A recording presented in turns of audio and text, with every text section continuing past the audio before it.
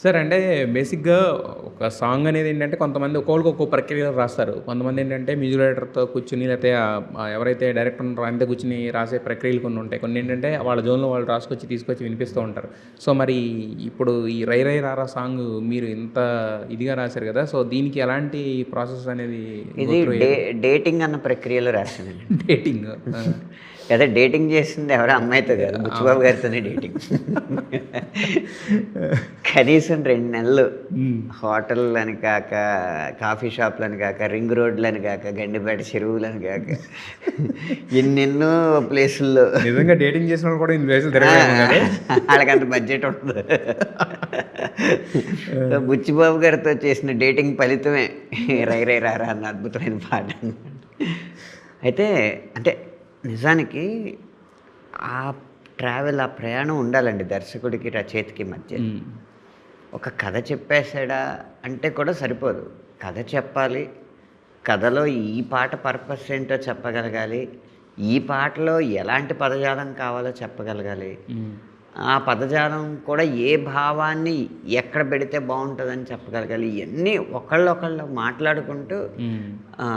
ఒక తార్కికమైన విధానంలో గనక ఈ రచనా క్రమం జరిగితే చాలా మంచి స్థాయి ఉన్న పాటలొస్తాయి. యెస్. లేకపోతే హిట్ పాటలు రావా అంటే వస్తాయి. నిలిచిపోయే పాటలు రావు. ఏహా! రావచ్చు. అది ఆళ్ళ అదృష్టాన్ని బట్టి ఆధారపడి ఉంటుంది. హ్మ్. నిజంగా తార్కికంగా ఇది కావాలి అని జెప్తే అది రాయకపోతే రచయిత తప్పవుద్ది. హ్మ్. అలా ఇది మీ ఇష్టం అని వదిలేసినా అప్పుడు కూడా రచయిత తప్పే అవుద్ది. హ్మ్. కానీ మన మనమే అది మార్పిస్తూ ఉన్నాం. పూర్తిగా ఈ పాట ఎలా వచ్చినా బాధ్యత మనదే అని భావించి దర్శకుడు చేస్తే అప్పుడు ఇంకో రకంగా ఉంటది. 'రై రై రారా' లాగా ఉంటది. హ్మ్. అయితే యాక్చువల్‌గా మీరన్నట్టే ఒక పాట ఎన్ని రోజులు పడుతుంది? లేతే ఒక్క రోజులో వచ్చేస్తదా? ఒక వారం పడద్దా? 2 నెలలు పడద్దా? సంవత్సరం పడద్దా? ఎవరో చెప్పలేరు. ఆ పాటకి పుట్టిన వేళ విశేషము మనం దాన్ని ఇన్‌స్పైర్ చేసే తీరు ఇయన్నీ ఉంటాయి గదా! మరి ఈ పాట మొత్తం ఓవరాల్‌గా మీకు రాయడానికి రాసినయన్నీ ఫైనల్ అయిపోయినాయా లిరిక్స్? మళ్ళీ మార్చి రాయడం ఎలా? 2 నెలలు పట్టిందండి. మార్చాం. ఇప్పుడు 25 ఏళ్లకే పాత పడిపోకురా అనేది ఎప్పుడో పాట అంతా అయిపోయిన తర్వాత వచ్చింది. లాస్ట్‌లే. ఆ!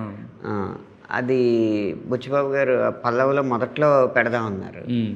కానీ ఆ ట్యూన్‌కి అలాంటిది పెడితే నప్పదు అని అనిపించి అప్పటికే రాస్తున్న 2 లైన్‌లు మళ్ళీ తీసేసి హ్మ్. ఆ లైన్‌ల స్థానంలో పాతేసుకోకోయలా నువ్వు నిన్నే నీ లోపల హే పాతికేళ్ళకే నువ్వు పాత పడిపోకురా అని ఆ ట్యూన్ దగ్గర బాగుంటుందని చెప్పి అక్కడ రాశాను. హ్మ్. అది ఒకరికొకరు ఒకరిచ్చిన ఆలోచనని దాన్ని ఆచరణలో పెట్టేటప్పుడు ఏది సరైంది అని చూసుకుని పెడితే అది కరెక్ట్‌గా పడుతుంది.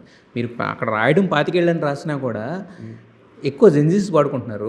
ఇది ఎక్కువ ఎవరు కనెక్ట్ అయిందంటే మిగతా వాళ్ళందరికి కూడా కనెక్ట్ అయింది. అంటే 20, 30 ఏళ్ళు అంటే ఒక 10, 15 ఏళ్ళుగా జాబ్ చేస్తున్న వాళ్ళకి ఆబ్వియస్‌గా ఒక ఇది ఉంటది. మొనాటనీ ఉంటది. కొత్తగా ట్రై చేసినా కూడా. సో, వాళ్ళందరికీ ఒక ఇన్‌స్పిరేషన్ కనిపిస్తుంది. జెన్‌జీస్‌కేమో నోటికి ఈజీగా పలికే పలుకులాగా వచ్చేస్తుంది. సో, అలా ఆ విధంగా అందరికి కనెక్ట్ అయింది ఈ పాట ఎక్కువగా. జెన్‌జీ 25 ఏళ్ళు అంటున్నారా? 25 ఇయర్స్ అంటున్నారా? అది మాకు తెలీదు మరి. అంటే మరీ జెన్‌జీ అనేది ఏంటంటే ఒక ఆలోచన విధానం సార్. దాన్నేంటంటే ఆళ్ళు స్టైలిష్‌గా ఇంగ్లీష్ మాట్లాడతారు, పాష్‌గా ఉంటారు అనే ఒక థాట్‌లో అలా చేశారు తప్ప జెన్‌జీస్ అనేది ఒక ఆలోచన విధానం అది అందరికీ ఉంటది అది. ఆ తెలుగులో ఉన్నా ఎక్కడున్నా అది జెన్‌జీ జనరేషన్ ఆఫ్ జెన్‌జీయే కదా అది. నేనెందుకు ఆ వయస్సుని పూర్తిగా నమ్మనండి. హ్మ్. కొంతమంది ఒక రిజిడ్ అభిప్రాయాలు పెట్టుకుంటారు.